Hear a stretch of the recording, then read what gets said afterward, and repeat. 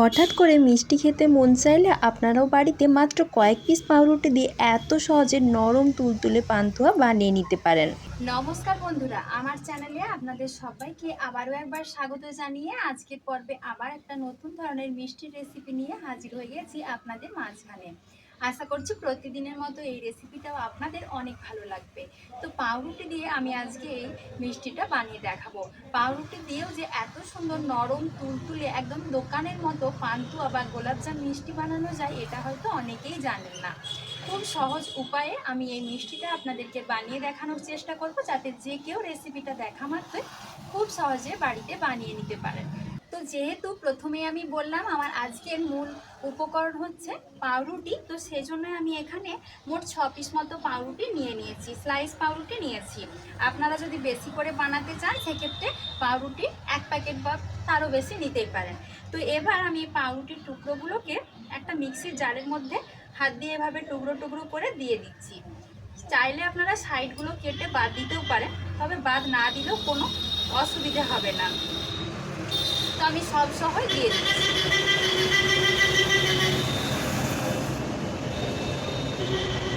বন্ধুরা, আগের দিনে একটা মিষ্টি পাউরুটি দিয়ে রেসিপি বানিয়েছিলাম, তার জন্য সাইডের অংশগুলো কেটে এভাবে বাদ দিতে হয়েছিল। তো সেই অংশগুলো আমি এখন এর মধ্যে দিয়ে দিচ্ছি, এতে করে কোনো অসুবিধে নেই। তবে আপনারা যদি চান যে এগুলো না দেবেন তাতেও কোনো অসুবিধা নেই। এবার এগুলো আমি গুঁড়ো করে নিয়ে ফিরে আসছি, তারপর আপনাদেরকে দেখাচ্ছি। তো দেখুন বন্ধুরা, একদম মিহি করে গুঁড়ো করে নিয়ে চলে এসেছি। এবার একটা বড় বাটির মধ্যে আমি সব মিশ্রণটা ঢেলে নিচ্ছি। এখন এর সাথে কয়েকটা উপকরণ আমি মিশিয়ে নেব। প্রথমেই দিচ্ছি খুব 1 চিমটে মতো খাবার সোডা।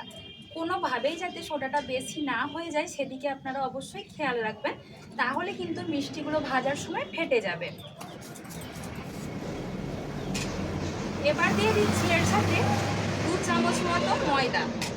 এবার হাত দিয়ে সব কিছু ভালো করে মিশিয়ে নেব।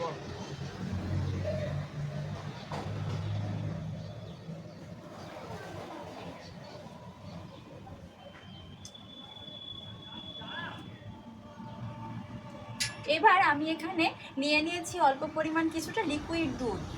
এটা কিন্তু অবশ্যই আগে জাল দিয়ে তারপর ঠান্ডা করে নিয়েছি, সেই দুধটা এখানে নিয়েছি। এবার অল্প অল্প করে এর সাথে দিয়ে একটা ডো তৈরি করে নিতে হবে। একেবারে যাতে বেশি না হয়ে যায় সেদিকে কিন্তু খেয়াল রাখতে হবে, তা না হলে কিন্তু মিষ্টিগুলো আপনারা বানাতে পারবেন না। সেজন্য আমি অল্প অল্প করে এভাবে দিতে থাকবো আর ভালো করে হাত দিয়ে মেশাতে থাকবো। ঠিক আমরা আটা মানে রুটির জন্য যে আটা মেখে থাকি সেরকম করে একটা ডো তৈরি করে নেব। খুব বেশি শক্ত না, আবার খুব বেশি কিন্তু নরমও করা যাবে না। তো দেখুন এই দুধটা দিয়ে কিন্তু আমার মাখাটা ঠিকঠাক হয়ে যাবে। এবার আমি হাত দিয়ে ভালো করে প্রথমে মেখে নিচ্ছি। তো দেখুন বন্ধুরা, আমি সুন্দরভাবে একটা ডো তৈরি করে নিয়েছি। এই রকমভাবে কিন্তু মেখে নিতে হবে। তারপর দুটো হাত পরিষ্কার করে নিয়েছি আর হাতের মধ্যে অল্প কিছুটা ঘি লাগিয়ে নেব। তারপর এর থেকে ছোট ছোট করে অংশ এভাবে নিয়ে গোল গোল বলের মতো করে পাকিয়ে নিতে হবে। আপনারা অবশ্যই পাকানোর সময় একটু খেয়াল রাখবেন যাতে কোনো রকমের ফাটল এই বলগুলোর মধ্যে না থাকে, তাহলে কিন্তু মিষ্টিটা ফেটে যাবে ভাজবার সময়। একটু চাপ দিয়ে দিয়ে বলগুলো বানাবেন।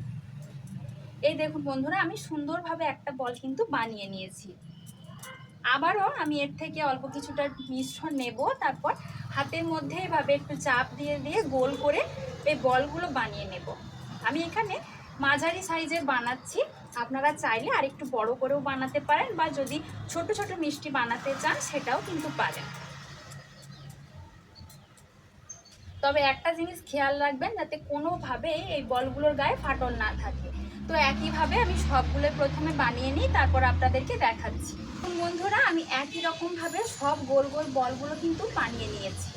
আমার এখানে মোটামুটি 10টা থেকে 11টা মতো মিষ্টি হয়েছে। আপনারা যদি বেশি করে বানাতে চান সেক্ষেত্রে একই রকমভাবে আপনারা পাউরুটির পরিমাণটা একটু বাড়িয়ে নেবেন। আর এদিকে আমি গ্যাসের উপর বসিয়ে দিয়েছি চিনির সিরাপ। আমি আগের দিনও একটা মিষ্টি বানিয়েছিলাম, তার চিনি শিরাটা থেকে গেছে, সেটা দিয়ে আমি আজকে এই মিষ্টিটা বানিয়ে নেব। তো আপনারা যারা নতুন বাড়িতে বানাবেন সেক্ষেত্রে আপনারা অবশ্যই 1 বাটি চিনি নেবেন, আর যেই বাটি মাপ করে চিনিটা নেবেন তার ডবল আপনারা জলটা দেবেন। মানে 1 বাটি চিনি হলে 2 বাটি জল দেবেন, আর দিয়ে দেবেন দুটো থেকে একটা ছোট এলাচ থেতো করে, এতে করে সুন্দর একটা ফ্লেভার আসবে। আর এখানে কিন্তু কোনো চটচটে রসের প্রয়োজন হবে না, চিনিটা ভালোভাবে গলে গেলে হবে। সুন্দর করে ফুটিয়ে নেবেন। তো আমার তো এখানে রসটা তৈরি করাই আছে, আমি একটু গরম করে নিচ্ছি। আমার এখানে কিন্তু চিনি শিরাটা সুন্দরভাবে ফুটতেও শুরু করে দিয়েছে। যেহেতু আমার রস তো আগের থেকে তৈরি করাই আছে, তাই খুব বেশি ফোটানোর প্রয়োজন নেই, শুধুমাত্র একটু গরম হয়ে গেলেই হবে। এবার আমি এটা নামিয়ে একটা সাইডে রেখে দিচ্ছি।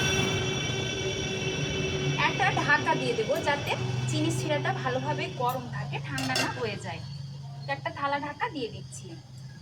বসিয়ে দিচ্ছি তেল গরম হবার জন্য। যেহেতু মিষ্টিগুলো আমাকে ভাজতে হবে, তাই তেলটা আমি ভালোভাবে প্রথমে গরম করে নেব। বেশ কিছুটা পরিমাণ সাদা তেল নিয়েছি।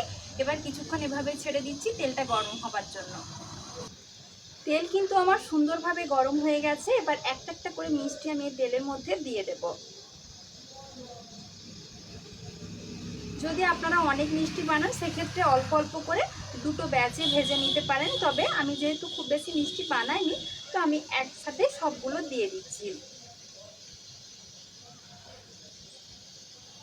প্রথমে এই কটা দিয়ে দেখি, তারপর বাকিগুলো দেব। আর ওপর থেকে এইভাবে তেলটা ছিটিয়ে দিতে হবে, তাহলে কিন্তু ওপর নিচ সুন্দরভাবে ফুলে উঠবে আর মিষ্টিগুলো সুন্দরভাবে ভাজা হয়ে যাবে। তো আলতো হাতে ওপর থেকে এইরকমভাবে তেলটা ছিটিয়ে দিতে হবে।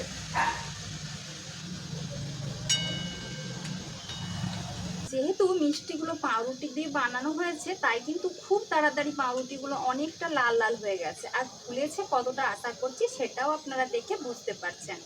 তো কোনো রকমের যেহেতু কোনো কালার টালার ব্যবহার করা হয়নি, তাই একটু লাল করে ভেজে নিতে হবে, মানে একটু কড়া করে একটু সময় নিয়ে ভেজে নেব। তবে খেয়াল রাখবেন কোনোভাবেই যাতে একদম পুড়ে না যায়। আর একটু উল্টে পাল্টে চামচ বা হাতা যে কোনো জিনিসের সাহায্যে ভেজে নেবেন, যাতে চারিপাশটা সুন্দরভাবে ভাজা হয়। কোনো একটা দিক ভালো করে ভাজা হবে, অন্য দিকটা হবে না, এরকমটা যেন না হয়। তো দেখুন আমার প্রথম দিকের যে মিষ্টিগুলো সেগুলো কিন্তু অনেকটাই লাল হয়ে এসেছে। আর একটু সময় নিয়ে আর একটু লাল করে নিচ্ছি। পাউরুটি দিয়ে বানিয়ে নিয়েছি, তো পাউরুটির তো একটা আলাদা রকম ফ্লেভার থাকে, মিষ্টির মধ্যেও সেই ফ্লেভারটা সুন্দরভাবে আসছে। আমি ভাজতে ভাজতেও কিন্তু সুন্দর একটা গন্ধ পাচ্ছি, আর এত ভালো লাগছে না, মনে হচ্ছে এখনই দুটো খেয়ে নিই। তো এবার আমি তেলটা ঝরিয়ে নিয়ে তুলে নেব। এই দেখুন বন্ধুরা, কত সুন্দরভাবে মিষ্টিগুলো ভেজে নিয়েছি। এবার গরম তেল থেকে ঝরিয়ে নেবার পরই এর মধ্যে দিয়ে দিতে হবে। একইভাবে সবগুলোই এই তেল থেকে তুলে নিয়ে রসের মধ্যে দিয়ে দিচ্ছি। যদি আপনাদের রসটা ঠান্ডা হয়ে যায়, সেক্ষেত্রে একটু গরম করে নেবেন, তবে অবশ্যই যাতে মিষ্টিটাও গরম থাকে, চিনির শিরাটাও গরম থাকে। এইভাবে গরম চিনি শিরার মধ্যে দিয়ে মিষ্টিগুলো কিন্তু একটু উল্টে পাল্টে নিতে হবে, যাতে সব দিক দিয়ে সমানভাবে রসটা ঢুকতে পারে। তা না হলে একটা পাশ শক্ত হয়ে থাকবে আর একটা পাশ নরম হয়ে যাবে। তো এইভাবে উল্টে পাল্টে আমি 10 থেকে 15 মিনিট মতো রেখে দেবো। তার মধ্যেই কিন্তু সুন্দরভাবে মিষ্টিগুলো রস পেয়ে বড় বড় হয়ে ফুলে উঠবে। এভাবে আমি প্রায় 15 মিনিট মতো রেখে দিয়েছিলাম। এবার আপনাদেরকে দেখিয়ে দিচ্ছি যে মিষ্টিটা কেমন হয়েছে। এই দেখুন বন্ধুরা, মিষ্টিগুলো ফুলে কতটা বড় হয়ে উঠেছে, এটা আশা করছি আপনারা দেখেই বুঝতে পারছেন।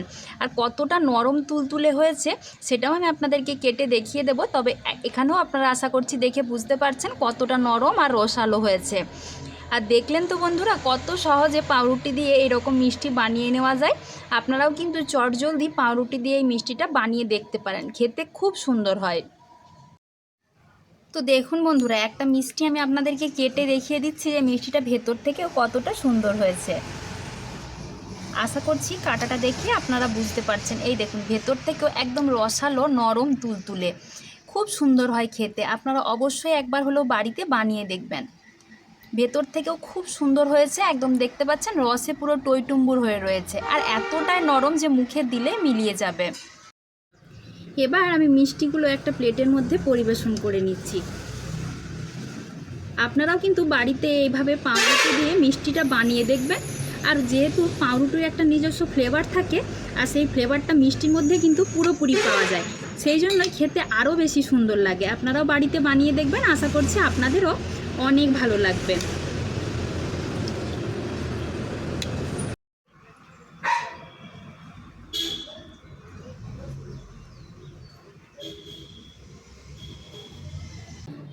তাহলে দেখলেন তো বন্ধুরা, মাত্র কয়েক পিস পাউরুটি দিয়েও যে কত সুন্দর এরকম নরম তুলতুলে পান্তুয়া মিষ্টি বানানো যায়, সেটা হয়তো অনেকেই জানেন না।